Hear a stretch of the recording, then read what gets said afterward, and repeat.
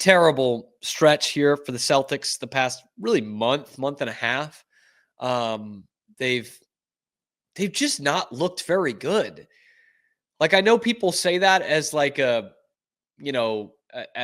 kind of taking it too far, kind of tongue in cheek, but like it's not hyperbole. They haven't looked like a very good basketball team the last month or so. In fact, 7-7 in their last 14 games.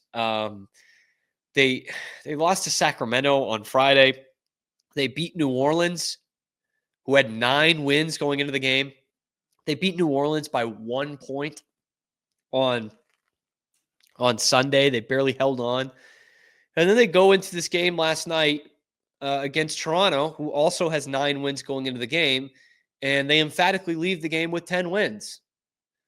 This is a team the Celtics beat by, 54 points? 54 goddamn points a couple weeks ago, and they lost to them by 13. They didn't even score 100. This is not good. And in that game, Brown and Tatum shoot 9 for 31. Peyton Pritchard is your leading scorer with 20 points. We love the year that Peyton Pritchard's had. He's making a good case for 6th man of the year. He's been tremendous for them off the bench. But you're facing one of the worst teams in the league, a team that is going to be picking in the top 5 in the NBA draft. And your leading scorer is not only Peyton Pritchard off the bench, but your leading scorer has 20 points. What the hell is going on with this team right now? And when I watch them, it's like they miss a ton of open shots, a ton of them, where it's like you're getting some of the looks you want and you're just missing them.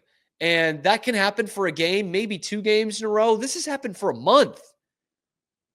And they've been a horrid fourth quarter team. And they look like just guys wearing the uniforms, just skeletons in the uniforms out there. And Kristaps Porzingis has been pretty vocal the last couple of games. In fact, they got that nice win in Denver a week ago, and they went 4-2 on that road trip after the kind of falling apart against Oklahoma City in the fourth quarter, but we'll get to that in a minute.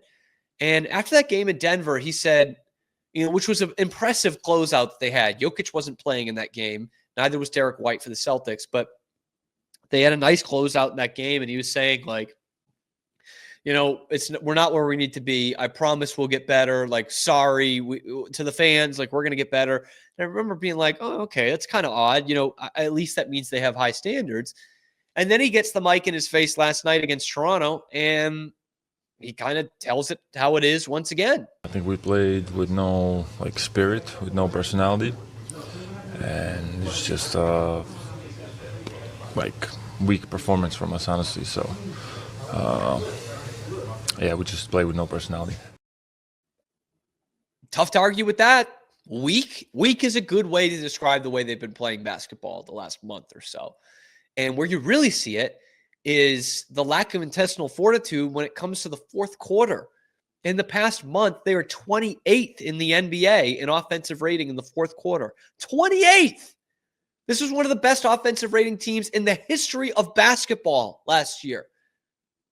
You subtracted nothing from your roster, and now you're 28th in offensive rating in the league in the fourth quarter, the last month?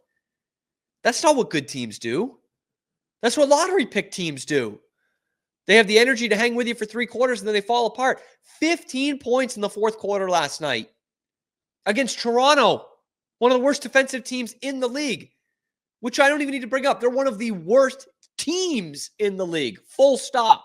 They're horrible. They picked in the lottery last year. They're going to pick in the lottery again this year. They're friggin' dreadful. And still, the Celtics, they can't even find their footing against them. They were lucky to beat New Orleans. The fucking Pelicans the other night. And they looked completely disinterested against Sacramento on Friday. And it was the same thing.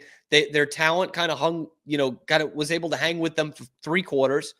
And then Sacramento went out in the fourth and said, you know what? We want to win this game. And the Celtics said, okay, Friday night at home, at the Garden, losing to Sacramento. This is not good. Not good right now. And the Jays aren't helping them. 9 of 31 in that game. Ugh. Putrid stuff. And White did not have a good game last night either, which, obviously rarely happens that Derek White doesn't have a good game, but 2 of 9 from the floor, 1 of 7 from 3, 6 points. And how about a minus 29? Derek White, a minus 29 in the game? That never happens. Jaylen Brown, minus 23. Awful, awful stuff. Like this, again, this is a 67-point swing in the last 2 matchups that they had. The Celtics, the last time they played them, showed that Toronto shouldn't have even been in the same league. I was watching the friggin' Liberty Bowl over that game because it was such a laugher. And here they are, 2.5 weeks later, and it's the Celtics that look like they should be the lottery team in this game. And this is concerning. And I know that the excuse is probably going to be, they played deeper into the season than anyone else last year, other than the Mavericks, who also look pretty mediocre this year, and that they need a rest. And sure, the All-Star break can't come soon enough. It's another month away, but you'll get a week off and hopefully recharge your batteries. But I'm sorry, when you're that dominant last year, you can't afford to just take this much of a step back. This is a significant step back right now at 28-12, which most teams would kill to be 28-12. But the performances they put out the last month have been terrible. And I go back to that Philly game on Christmas where I'm like, this did not look like the same team, not the same intensity, not the same work ethic. It's just not been there. It's been shells of themselves. And Scal, I thought, had a pretty damning statement after the game. I mean, this is Green Teamer 101, Eddie House and Scal. It takes a lot for them to be super critical of the Celtics. And Scal is talking to Eddie, and he says, you know what? The thing is with this team is, I go back to our team 08-09, the year after we won the championship, and teams were afraid to play us. Like, they knew if they weren't like totally on their game that night, they weren't going to beat us. And in fact, they weren't going to come close unless they were really on their game. And they said, I don't sense that from the other teams that are playing the Celtics right now. Of course, you're getting great efforts because you're the champs. But like, Sacramento was not afraid to lace them up against the Celtics last week. They're 20-20. And the Celtics are in the same record in the loss column as the Houston Rockets, a team that was terrible last year. Ime looking pretty good. And I'm not saying this is not an Ime should be in there over Missoula. Like, I trust these guys to figure it out. It's just more of like, what the hell's going on right now? Maybe you should stop wearing those dog shit uniforms you wore last night, those awful city editions. Maybe that'll do it. But yeah, they don't look like a contender right now. Of course they still are, but they just don't look like one the way they've been playing the last couple of weeks, and no one is afraid of them right now. Thank you guys for tuning into the Cam Show. This is going to round out the show. Let me know what you think about the Celtics and how they've looked down in the comment section below. Like and subscribe on YouTube. It helps out the channel a lot. A ton of you that are watching every day are still not subscribed, but we're building a good base here, and we want you to have that subscription and ring the notification bell to get notified every time we're dropping a video on YouTube, because then after that, it's wherever you get your podcasts. You can join us live every day on YouTube, high noon Eastern time, 11 a.m. Central, and then wherever you get your podcasts after that. And the segments go out on YouTube as well. We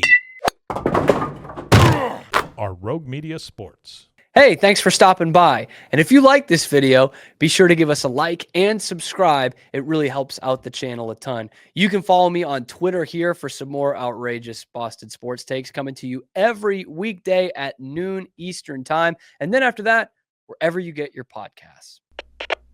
We are Rogue Media Sports.